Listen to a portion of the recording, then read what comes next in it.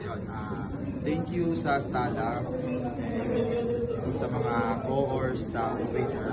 And yung food ng Stala is the best talaga. Lalo na yung fish fillet. Mango, parang mango may salsa. Mango salsa, sobrang sarap nun. Sa kayong salpikaw. And sa mga co-or, advice ko na lang din sa inyo na kunin mag-extra coordinator ka na makasama nyo kasi tututukan talaga nila kayo. Promise. And yung place, makikita nyo naman sa FB page nila.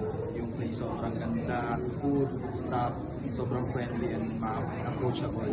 Mga waiters, tutulungan din talaga nila pati yung mga suppliers natin. Yan, for me, of course, I want to extend my heartfelt thanks and from the bottom of my heart to Stala for allowing us to celebrate here in your place. Sobrang ganda ng lugar niyo. Talagang sinabi ko yan kay Jum Love on first day talaga. Kaya pinush through talaga namin dito.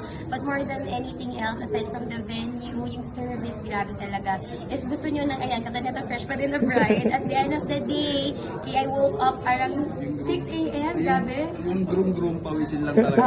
Pero Baka ako, mahalataan yung pawis. wala akong tulog 6 a.m. but until now, parang stress-free talaga ako. So if you want to experience those things also, please entrust to Stala. That's for me. Thank you, Stala. Thank you.